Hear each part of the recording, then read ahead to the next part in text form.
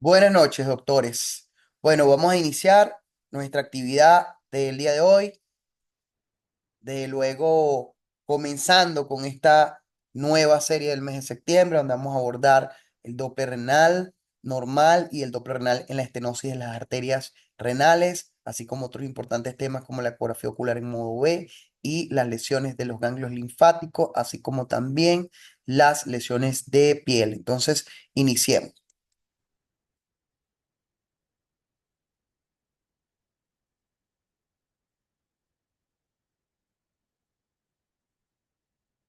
Ok, vamos a empezar con lo principal que debemos conocer. ¿Cuándo está indicado la realización de un ultrasonido Doppler renal?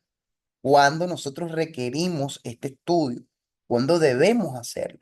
En primer lugar, tener en cuenta que esto es un importante estudio que está indicado en todos aquellos casos en los que se sospecha una estenosis en las arterias renales, ya sea esta producto de una aterosclerosis que se presenta con mucha frecuencia en pacientes de edad avanzada o con antecedentes de diabetes mellitus, o también en aquellos pacientes que presentan enfermedad a nivel de lo que son los miembros inferiores, una enfermedad de lo que sería una enfermedad aterosclerótica de los miembros inferiores, ¿ok?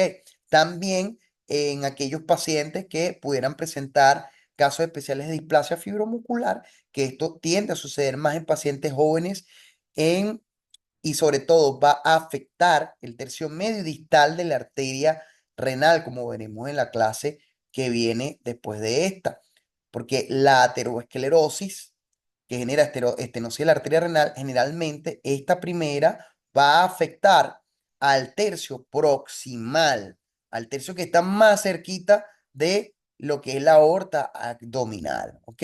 Entonces, es importante que usted tenga en consideración que esta afecta más al tercio proximal de las arterias renales y la displasia fibromuscular, en cambio, afecta más al tercio medio distal, que las estenosis generadas por aterosclerosis van a afectar más a pacientes añosos, mientras que la displasia fibromuscular va a afectar a pacientes jóvenes. Entonces, son diferencias que ya debemos irnos planteando del punto de vista epidemiológico, pero el punto principal, esencial a tocar acá es este, que nosotros debemos tener en cuenta que ante la sospecha de una estenosis de la arteria renal, el Doppler renal es una herramienta fundamental en este diagnóstico.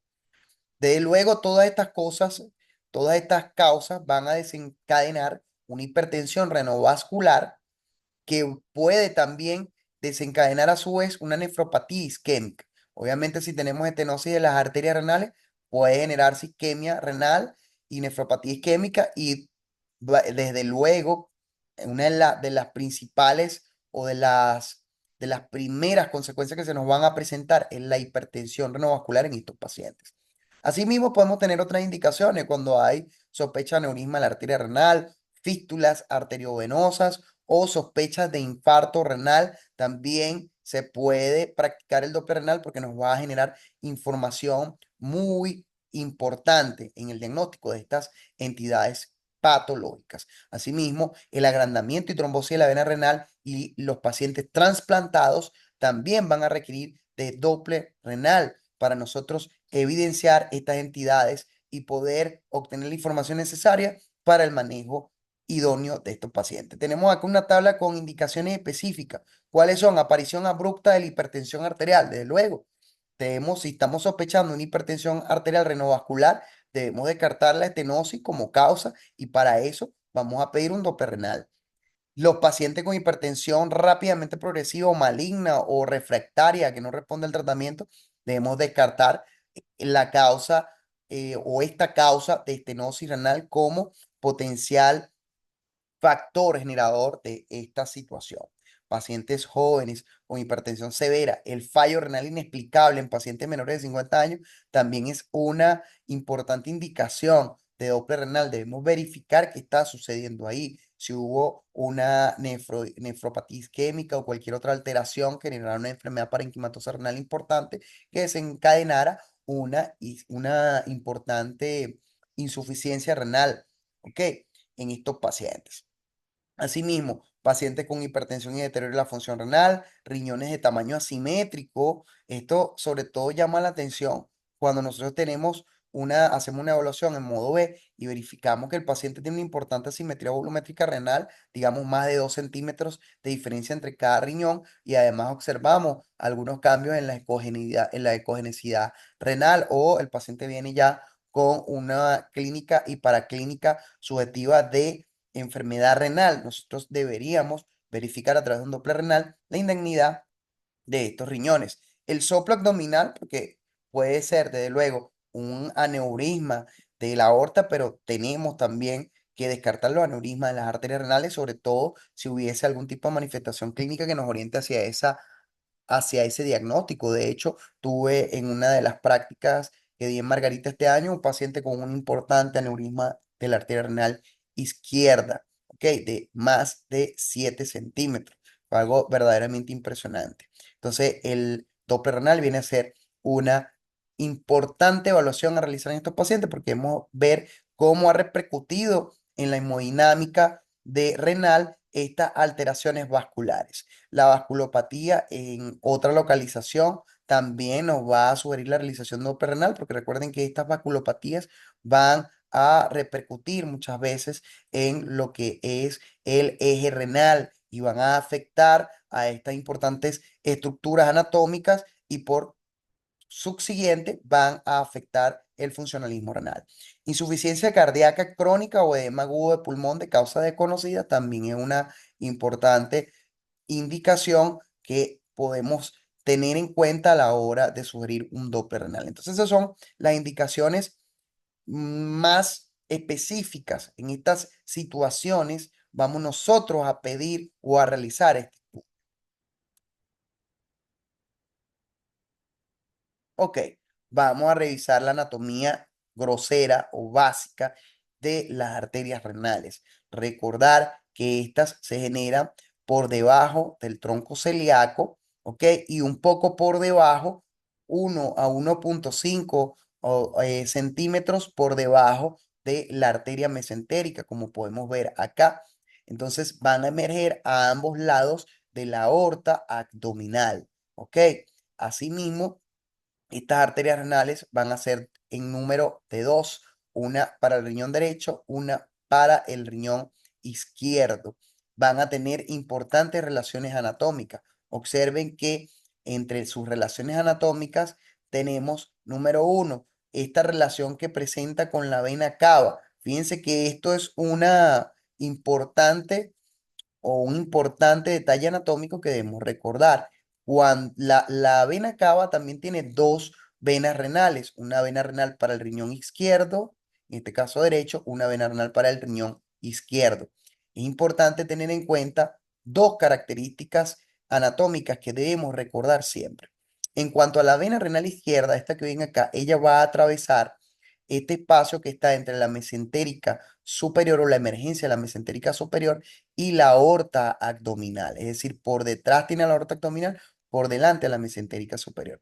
Este reparo anatómico es importantísimo porque cuando hay una salida abrupta de la mesentérica superior, puede orinarse el famoso síndrome de Nutcracker o de cascanueces que les presenté en un reel en mi canal de Instagram. Así que si no lo han visto, pueden ir a ver canal de Instagram, doctor DR, mejor dicho, @dr.albertpalermo, donde van a ver las características del síndrome de Nutcracker, que de todas formas lo vamos a mencionar nuevamente en la clase número 2.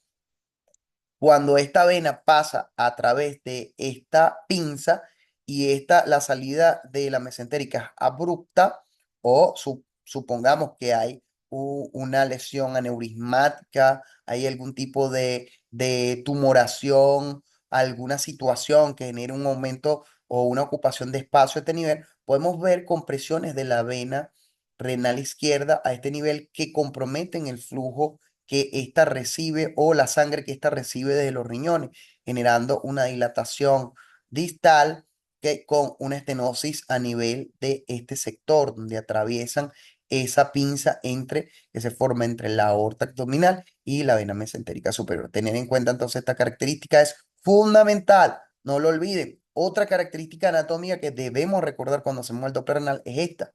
La arteria renal izquierda, perdón, derecha, pasa por detrás de la vena cava. Muy importante, la arteria renal derecha pasa por detrás de la vena cava.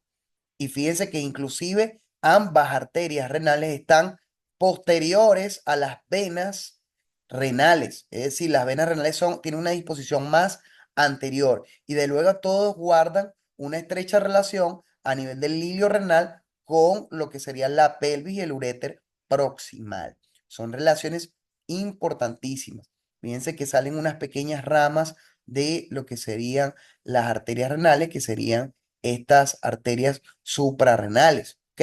En este caso, es importante también recordar eso. Luego, la arteria renal a cada lado se va a dividir en estas ramas que vemos acá, que son las ramas segmentarias. ¿Ok?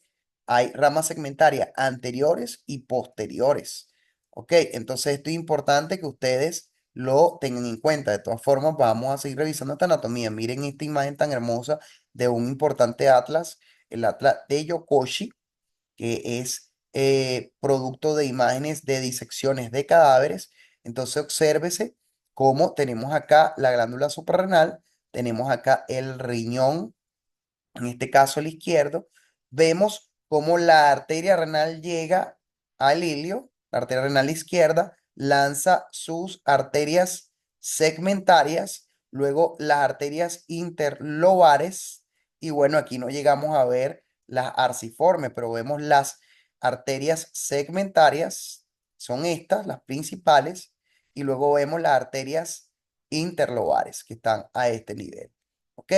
Asimismo, debemos ver cómo la arteria viene en una disposición posterior a esto que vemos acá, que es más grande, que es la vena, ¿ok? La vena renal izquierda en este caso.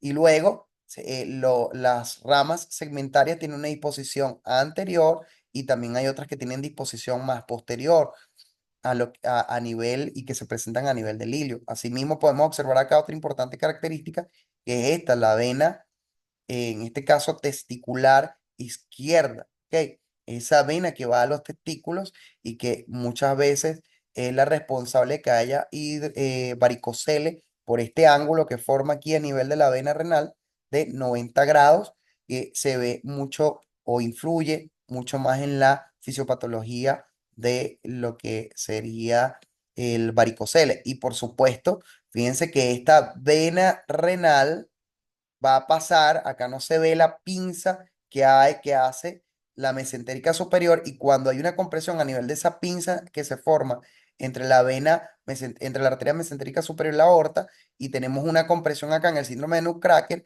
obviamente va a haber un éxtasis vascular del flujo que viene desde los riñones o desde los testículos a esta vena, y eso me puede desencadenar un éxtasis vascular que va a tener una repercusión hemodinámica en el riñón y también me puede generar a su vez varicocele secundario. Entonces son importantes detalles anatómicos que nosotros debemos, es importante recordar. Y miren la precisión del atlas de Netter con la imagen que tenemos acá del atlas de Yokochi, se corresponde mucho. Vamos a seguir, pero entonces fíjense lo siguiente. Vamos a tener que hay también variantes en la anatomía, como siempre. Vamos a tener entonces que, por ejemplo, en este caso, vemos que hay una arteria renal derecha accesoria baja, que es esta que vemos acá. Entonces, no siempre vamos a tener, aunque no es tan común, una sola arteria renal, sino que podemos tener variantes anatómicas como esta, una arteria renal accesoria baja, que vemos acá, y que de paso, miren algo muy interesante, pasa anterior a la vena cava. Eso es algo interesantísimo. Si se lo llegasen a encontrar al realizar el Doppler renal, hay que reportarlo. También podemos tener esto, la arteria frénica inferior con arterias suprarrenales superiores, ¿ok? Que son estas que están acá. Puede originarse ya aquí mismo, a partir de la arteria renal. Es decir, recuerden que, vamos a la imagen anterior, estas se generaban desde aquí, desde esta zona, ¿ok? Y aquí se generaron la arteria suprarrenal superior con sus ramitas, pero en este caso de esta variante, perdón, hasta acá, vamos a tener que, en vez de generarse en la aorta, se genera como rama de la arteria renal. ¿Qué? ¿Y qué importancia tiene esto? Bueno, muchísima. Si hubiese una estenosis aquí, entonces va a haber también una afectación a nivel de la glándula suprarrenal. Y sabemos que la glándula suprarrenal es una importante glándula de nuestro organismo que regula una gran variedad de funciones debido a las hormonas que se producen allí. Así que si tiene importancia, debemos reportar eso en el caso de que pudiéramos verlo. También podemos tener una subdivisión proximal de la arteria renal. Vean que la arteria renal, en vez de dividirse acá, apenas emerge de la aorta, se subdivide en arterias segmentarias ya de una vez. Entonces, eso es lo que llamamos una subdivisión proximal. Ustedes van a ver ramas llegando, o sea, ya después que ustedes, cuando ustedes hagan el corte donde ven la arteria en longitudinal, en vez de ver una sola arteria, van a ver múltiples ramas, van a ver un pequeño trayecto de proximal y luego múltiples ramas antes de entrar al hilo. Eso es una variante también. La otra situación es que la vena renal izquierda sea doble. Miren esto. Tenemos una que pasa entre la arteria mesentérica superior y la aorta, que es esta, y tenemos una que le da la vuelta por atrás. Entonces, una vena renal izquierda doble, que puede formar de paso un anillo, como se ve acá, alrededor de la aorta abdominal. Entonces, esto puede tener una importante repercusión hemodinámica si hubiese afectación de la misma, ¿ok? Entonces, son variantes. Siempre trato de mostrar las variantes en las clases porque debemos conocerlas. Es algo fundamental conocerlo porque no siempre nos vamos a encontrar lo que generalmente se espera. Miren acá esta otra variante. Tenemos venas renales múltiples, dos en este caso, y se ramifican, ¿no? Y en este caso, en particular, obsérvese que la vena cava inferior izquierda, que esta que está acá,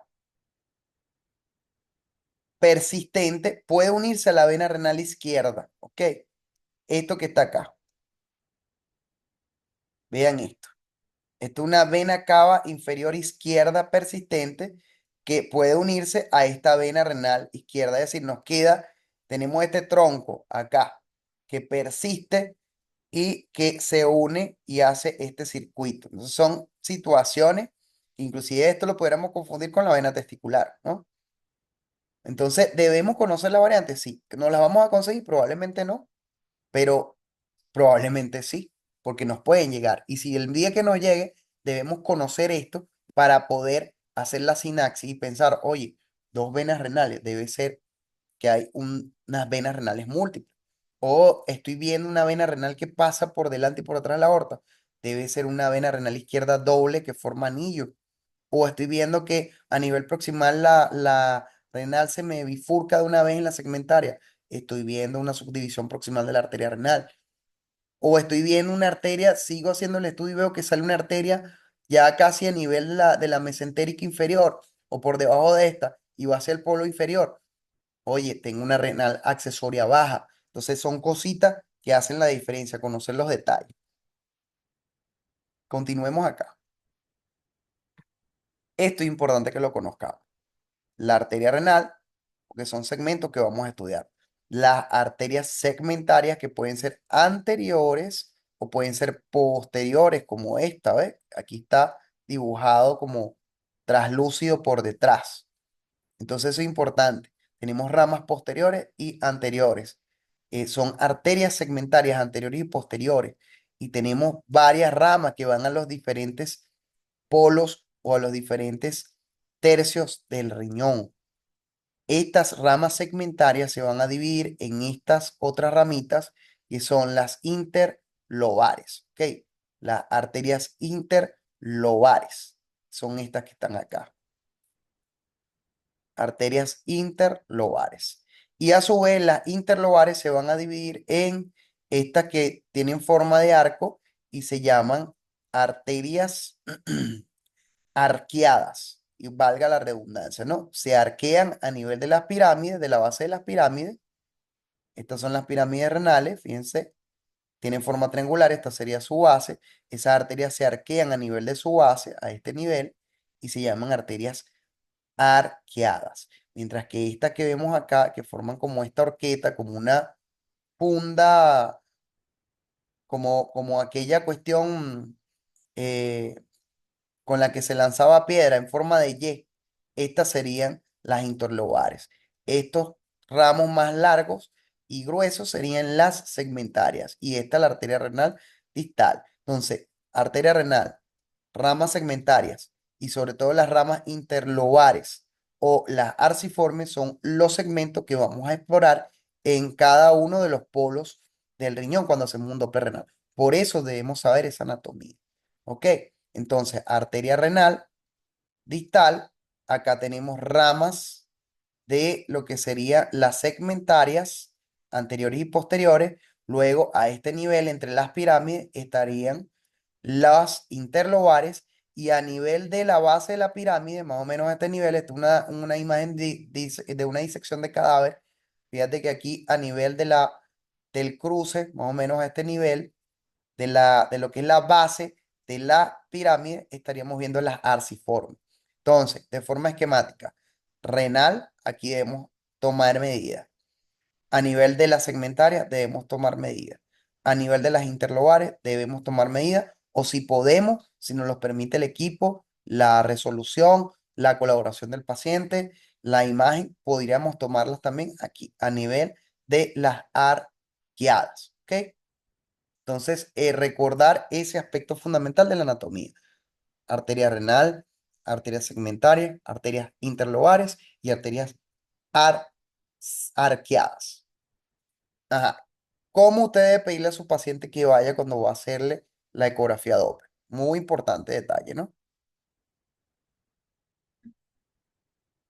Usted le va a pedir que vaya en ayuno de 8 horas al menos, pero si son 12 mejor, para evitar la posibilidad de que haya mucho gas en el intestino o contenido que nos pudiera generar una dificultad a la hora de evaluar los riñones y de obtener sus imágenes. Eh, Algunos doctores permiten la dieta líquida y unas horas antes o 6 horas antes del estudio. Entonces, no, esto va a depender de la experiencia que usted vaya adquiriendo. En particular, a mí me gusta que los pacientes vayan en ayuna cuando voy a hacer un Doppler renal. El transductor que voy a usar es el convexo con una frecuencia que se va a ubicar entre 3,5 y 5 megahertz. El PRF o la escala de el color y del Doppler espectral va a ser la mínima sin producir aliasing. Cuando hay aliasing, cuando en el color usted ya bajó tanto la escala que empieza a llenarse de color todo y a haber un moteado ahí de distintos colores. Eso no lo puede permitir. Te va a bajar la escala al máximo, pero sin generar aliasing. Cuando hay aliasing en el espectral, cuando usted ve que hace el Doppler pulsado y usted ve que obtiene la onda, pero la onda se genera o se grafica la mitad de la onda por encima de la línea base y la otra por debajo de la línea base, como con los picos. Entonces, eso me va a generar un aliasing. Vamos a dibujárselo para que lo entiendan. Un aliasing espectral es, por ejemplo, que usted tenga la línea base aquí, viene un pedazo de la onda aquí y los otros picos quedan por abajo de la línea base. Eso es algo que no puede permitir. ¿Ok?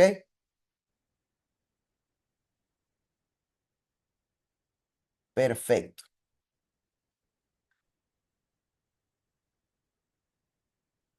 Bueno, en 10 minutos vamos a salir, vamos a parar la reunión y luego vamos a regresar con el mismo link, ¿ok?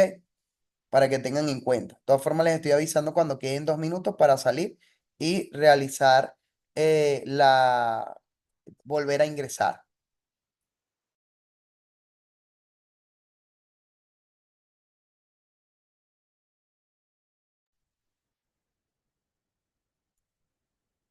Ajá, continuamos. La ganancia del color debe ser la más alta, pero sin producir tampoco aliasing. Un moteado exagerado, importante, ¿no? Y otra cosa que debemos también localizar, a veces hay un botón que nos habla acerca o que nos permite modificar el filtro de pared, lo vamos a bajar también en la medida de lo posible, que esté bajito. Eso nos va a ayudar a tener una buena imagen Doppler. El tamaño de la muestra, que es ese tamañito, recuerden que tenemos una línea vertical y tenemos dos líneas horizontales, que es el tamaño de la muestra. Esa muestra debe ser de 2 a 4 milímetros. ¿Ok? Por eso es importante que si usted sigue todos estos parámetros, usted va a poder realizar un buen estudio Doppler. Ángulo Doppler se debe corregir no solo en las arterias renales principales, sino también en las ramas intrarrenales. Es decir, el ángulo Doppler, usted, cuando, ya lo vamos a ver más adelante, vamos a hacer un dibujito aquí, usted tiene la ventanita y usted puede inclinar esa ventana, puede generar una inclinación de su ángulo entre 45 y 60 grados. Eso es lo ideal y lo va a hacer tanto dentro del riñón como a nivel de la arteria renal. Eso lo debe hacer. Siempre hay que angular la caja. Y si usted tiene la muestra espectral, esta muestra debe tener de 2 a 4 milímetros, que es importante, y debe estar, este ángulo de esta línea, debe estar más o menos en 45 a 60 grados también, ¿ok? Muy importante. Y la línea que atraviesa, vamos a borrar aquí un momentico, que siempre explico estos detalles para que ustedes hagan bien su Doppler. La línea, esta línea, esta línea debe ser a 60 grados. Esta muestra debe tener 2 a 4 milímetros. Y hay otra línea horizontal, que es esta. Esa línea debe ser paralela al eje del vaso. Sobre todo si estamos evaluando la arteria renal, porque obviamente los vasitos más pequeños intraparenquimatosos no vamos a poder hacer todas esas cosas. Lo que sí vamos a poder hacer es la angulación a 60 grados y disminuir la muestra al mínimo posible para poder captar un buen espectro. Vamos a entonces a tener en cuenta esta situación. El aumento de la ecogenicidad, el adelgazamiento cortical y la simetría en el tamaño renal en el modo B. Cuando evaluamos el riñón en modo B y vemos aumento de la ecogenicidad, es más ecogénico que el hígado o es igual de ecogénico que el hígado, o mejor dicho, vamos a compararlo de la siguiente manera. Recuerden lo que es la enfermedad parenquimatosa renal. Si el riñón está blanco, si está del mismo, de la misma ecogenicidad o mayor que el seno, no se puede diferenciar ni siquiera el seno del parénquima. Ya sabemos que es una enfermedad parenquimatosa grado 3, pero puede, además, eso debe estar acompañado de una disminución del volumen y del grosor de la corteza. Si la ecogenicidad está aumentada, ¿ok? Mayor que la del hígado, pero la corteza está disminuida por debajo de 1 centímetro, podemos tener una grado 2. Y si la ecogenesidad está ligeramente aumentada, pero no hay cambio en el grosor de la corteza, tendríamos una enfermedad parenquimatosa grado 1. Entonces, el aumento de la ecogenesidad nos va a hablar sobre patología renal y debemos explorar entonces ese riñón con Doppler renal. El adelgazamiento cortical menor de 1 centímetro nos va a hablar de afección parenquimatosa renal, de enfermedad parenquimatosa renal, es un indicador. Entonces nos vamos a ir a evaluar ese riñón con Doppler. La simetría en el tamaño renal, es decir, que usted midió un riñón, mide el riñón izquierdo y mide el riñón derecho, le saca el volumen y hay una diferencia en su longitud mayor de 1,5 a 2 centímetros, eso es lo que conocemos como asimetría volumétrica renal, y debemos sospechar que puede haber una afectación parenquimatosa de ese riñón que está más pequeño y por tanto debemos valorarlo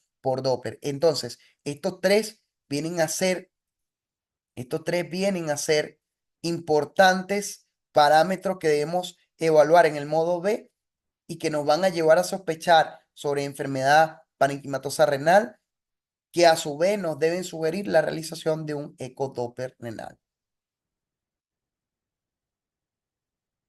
Ajá. Entonces, vamos a empezar con la técnica. Vamos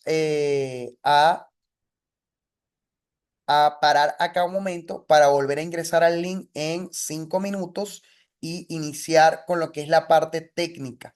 ¿Ok? con lo que con la forma en la que vamos a realizar el estudio.